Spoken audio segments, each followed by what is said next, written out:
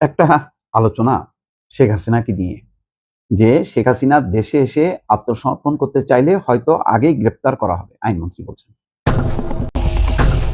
প্রথম কথা হলো যে শেখ হাসিনা এই যে আসবেন, রয়টার্সের একটা কয়েকদিন আগে একটা বক্তব্য দেওয়ার পর, এটা কি গণমাধ্যম বা রাজনৈতিক কর্মী এই সেক্টরের সাথে যারা যুক্ত তারা কি আসলে বিশ্বাস করেন শেখ হাসিনা আসবেন? মানে এটা তো প্রথমেই একটা অসম্ভব ব্যাপার। শেখ হাসিনা এখন যে দেশের পরিস্থিতি পরিবেশ, প্রথম কথা হলো আইন আদালতের প্রতি কি তার আস্থা আছে? নেই তো। যদি বলতো যে ঠিক আছে, সরকার খুবই খারাপ, তার সাথে অন্যায় আচরণ করছে, এখনকার রাজনৈতিক দলগুলো গণঅভ্যুত্থান করে তাকে দেশ থেকে বিতাড়ন করছে, এটা অবৈধ, তিনি বৈধ প্রধানমন্ত্রী, তাকে মিথ্যা কথা বলে, নিরাপত্তার কথা বলে তাকে দিল্লিতে রেখে আসা হয়েছে, এটা তিনি যদি বলতেন সরকারের বিরুদ্ধে, কিন্তু বলছেন যে আমি আমার বিরুদ্ধে গণহত্যার মিথ্যা অভিযোগ দিয়ে আমাকে মৃত্যুদণ্ড দেওয়া হয়েছে, এই টোটালটা বিষয়ে আমি আদালতের কাছে প্রতিকার চাই। সেই আদালত, যে আদালতের কথা বলছে, যে আদালত তাকে ফাঁসি দিল, মৃত্যুদণ্ডে দণ্ডিত করলো, সেই আদালতের প্রতি কি তার আস্থা আছে? নেই। তাহলে তিনি আসবেন কি? একটা হলো যে যুদ্ধ করতে করতে আসবে শেখ হাসিনা বাহিনী, তারা ভারত থেকে যুদ্ধ করতে করতে ট্যাঙ্ক, সাজোয়া যান টান নিয়ে এসে ঢুকে পড়লো, এসে দখল করলো, সেটা একটা হইতে পারে, কিন্তু সেটাও কি সম্ভব? ভারত কি এইভাবে কখনো করবে বাংলাদেশের বিরুদ্ধে? আন্তর্জাতিক কূটনীতি বলে যে না, সম্ভব না।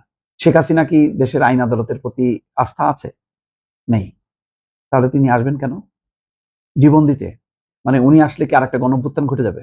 ওই 23শে জুন আওয়ামী লীগের প্রতিষ্ঠা বার্ষিকীকে কেন্দ্র করে কিছু কর্মসূচির কথা প্রচার করা হলো, সরকারও দেখলাম সেটাকে রেসপন্স করলো, তারপর কি হলো? সেটা কি হয়েছে? হয়নি। তাহলে তিনি আসলে গণঅভ্যুত্থান হবে এটা মনে করার কোনো কারণ কি? আইনমন্ত্রী বলতেছে পররাষ্ট্র মন্ত্রণালয় তার আত্মসমর্পণের প্রত্যার্পণের চেষ্টা করছে কিনা? হ্যাঁ, করছে।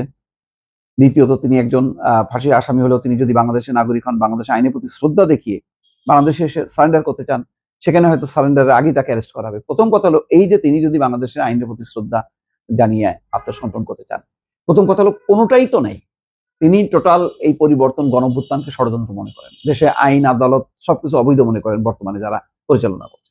তাহলে সেখানে তিনি আসবেন কেন? আর এটাকে কেন্দ্র করেই বারবার দেখি প্রশ্ন করা হয় যে স্বরাষ্ট্রমন্ত্রীকে, আইনমন্ত্রীকে, পররাষ্ট্রমন্ত্রীকে, তিনি আসছেন কিনা, কখন আসবেন, আসলে কি হবে, অবান্তর অবান্তর জিনিস নিয়ে চর্চা চলতেছে। এবং আওয়ামী লীগের কিছু অন্ধ লোকজন আছে বা রাজনীতিতে যারা আতঙ্কগ্রস্ত আছেন, তারা আবার বিশ্বাস করেন হ্যাঁ, শেখ হাসিনা ঠিকই ঢুকে পড়বে। কেমনে ঢুকবে? এটা কি বাস্তব? দর্শক, আপনার মতামত দিন।